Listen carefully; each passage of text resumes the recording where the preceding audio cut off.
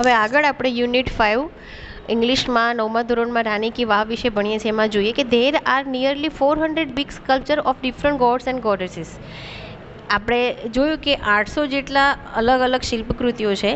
એમાં વિવિધ દેવી દેવતાઓની આશરે 400 જેટલી મોટી શિલ્પકૃતિઓ છે. ભૂતકાળમાં મતલબ આમ જોવા જોઈએ તો in the vav at present અત્યારે તમે જુઓ તો 400 જેટલી તમને અલગ અલગ દેવી દેવતાઓની મૂર્તિઓ જોવા મળશે.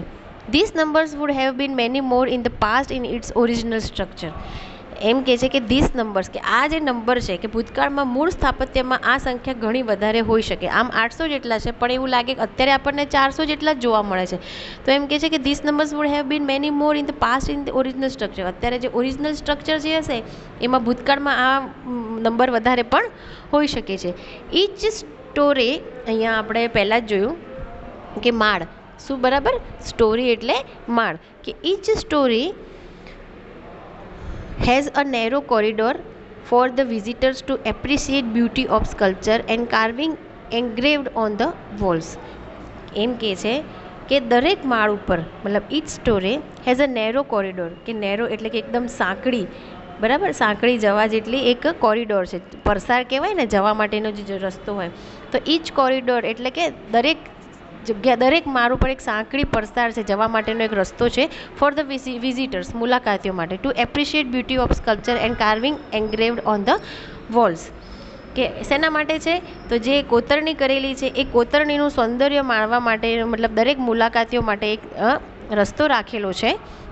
શેના માટે અહીંયા કાર્વિંગનો મતલબ કીધું હતો કે જે કોતરકામ કરેલું છે તે જોવાનું અને એન્ગ્રેવ્ડ ઓન ધ વોલ્સ એટલે કે જે વોલ ઉપર દિવાલ ઉપર જે કોતરેલું કામ છે બરાબર એ જો એનું વખાણ કરવા માટે એની બ્યુટીને નિહાળવા માટે એક અલગ કોરિડોર આપેલું છે દરેક માળ ઉપર. Even the pillars of the vav are not exception to it.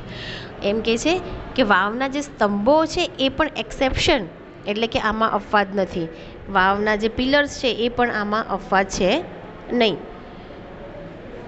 They display splendid artistic marvel on the stone. એ એમ કહે છે કે સ્તંભો પથ્થર પરની કલાના એકદમ આર્ટિસ્ટિક માર્વેલનો મતલબ થાય છે ચમત્કાર.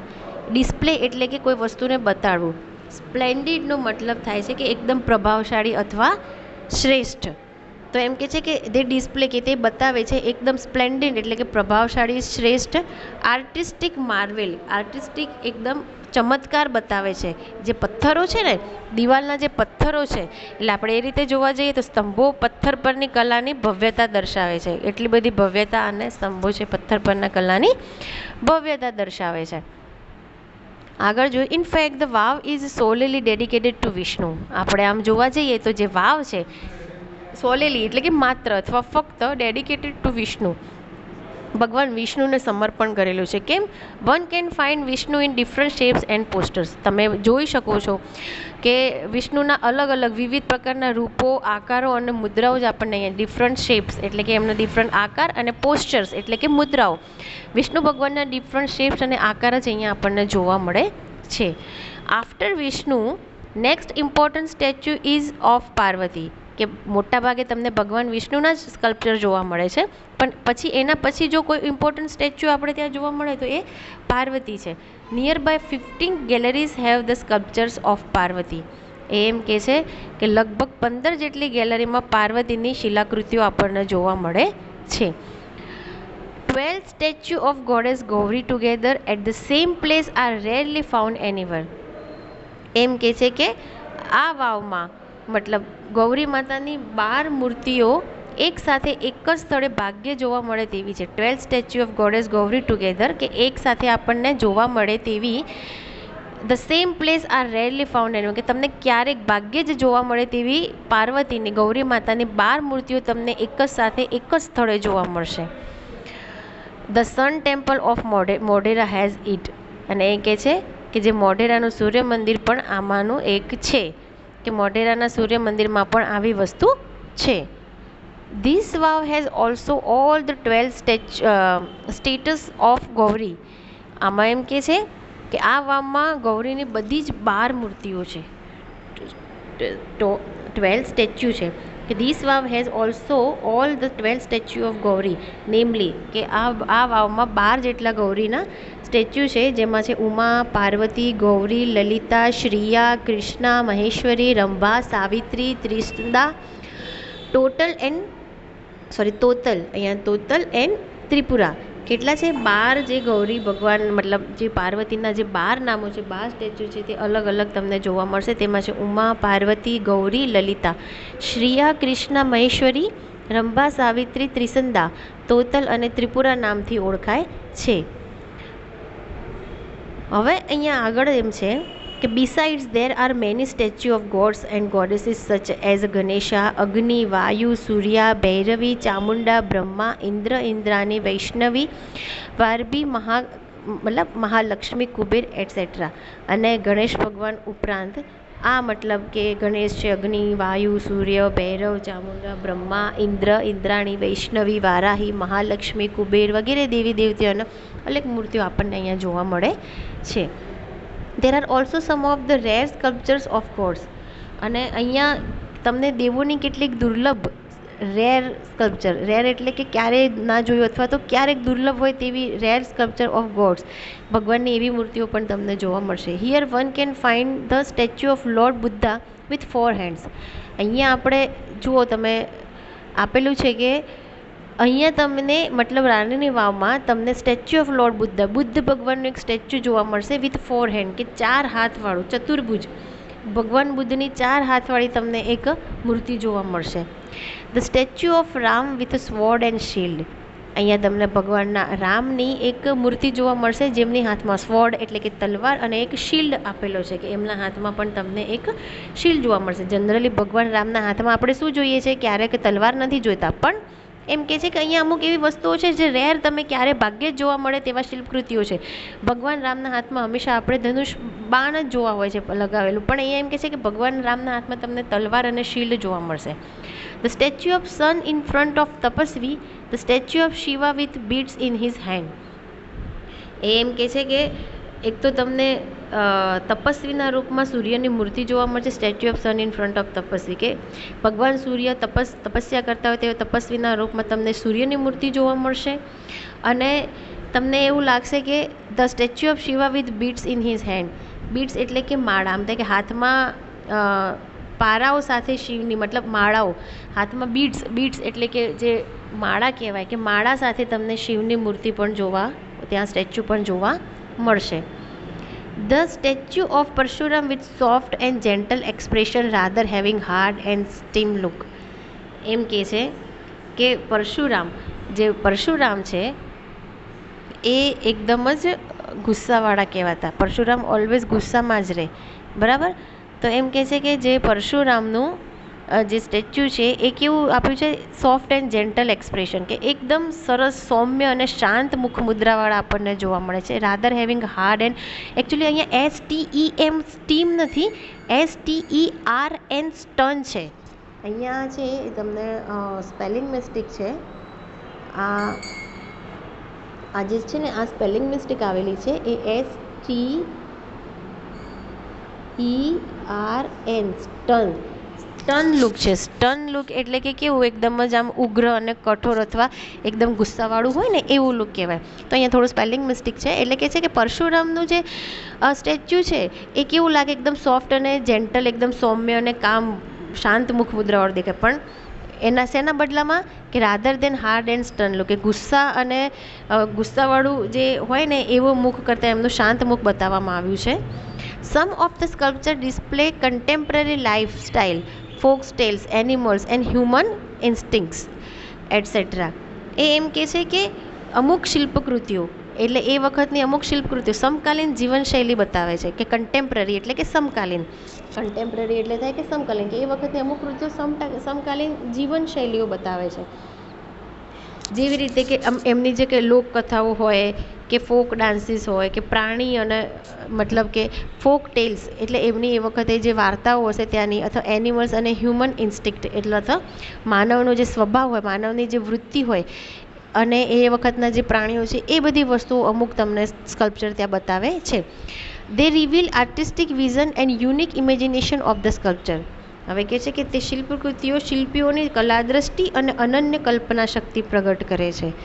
રિવીલ એટલે કે પ્રગટ કરવું. આર્ટિસ્ટિક વિઝન કે એમનો જે દ્રષ્ટિકોણ છે એ કેટલો આર્ટિસ્ટિક અને કેટલો કલામય છે તે, અને કેટલો યુનિક એટલે કેટલો અલગ છે, એમની ઇમેજિનેશન એટલે કલ્પના શક્તિ કેટલી સરસ છે તે આપણને બતાવે છે.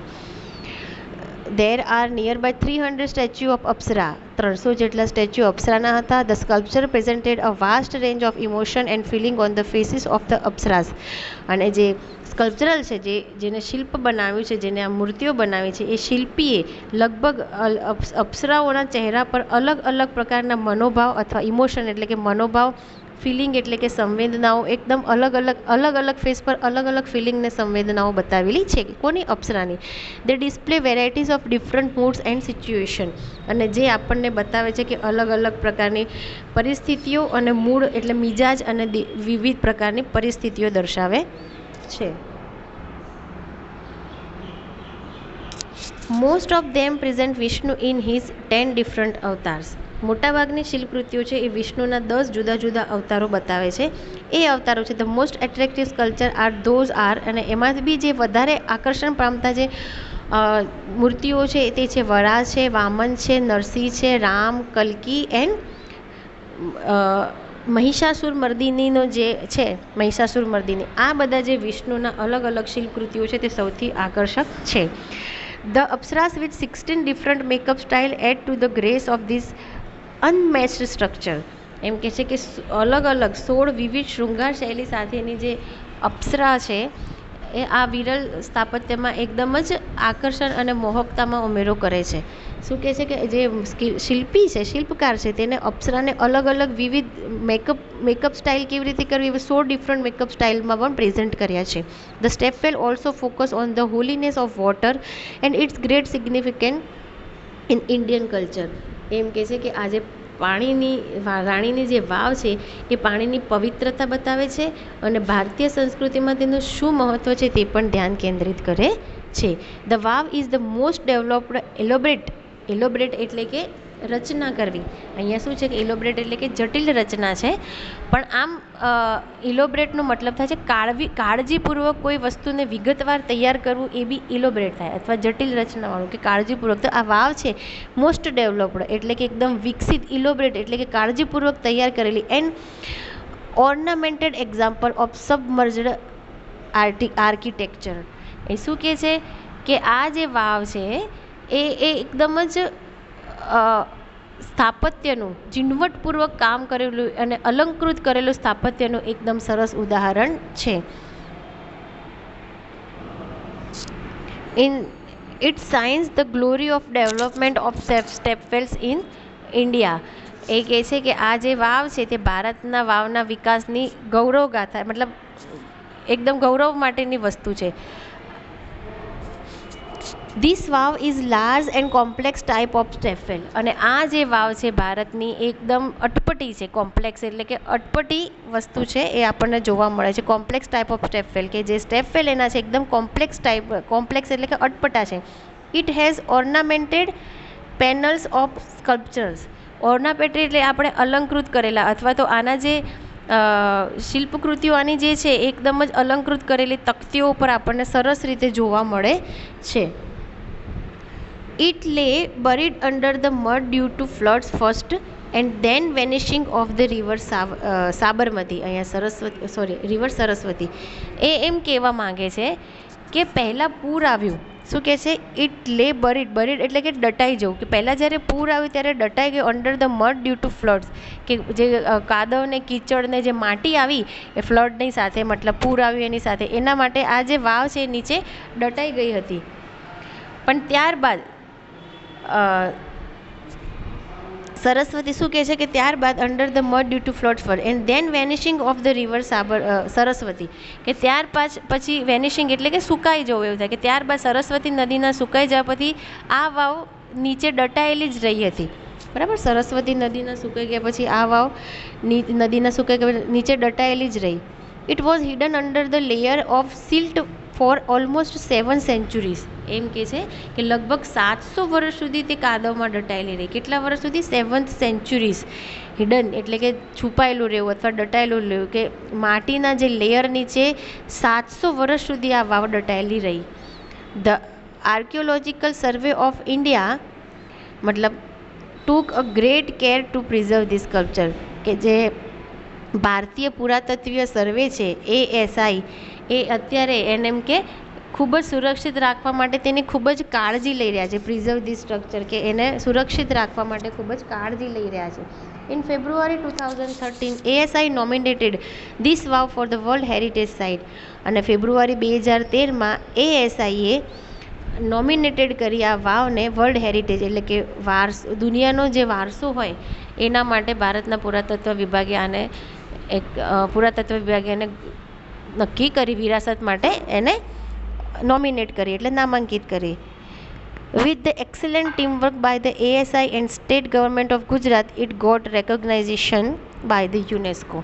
અને ગુજરાત પુરાતત્વ વિભાગ અને ગુજરાત સરકાર વચ્ચેના ઉત્તમ સહયોગના પરિણામે યુનેસ્કો દ્વારા તેને માન્યતા આપવામાં આવી. અહીંયા આપણું લેસન પૂરું થાય છે.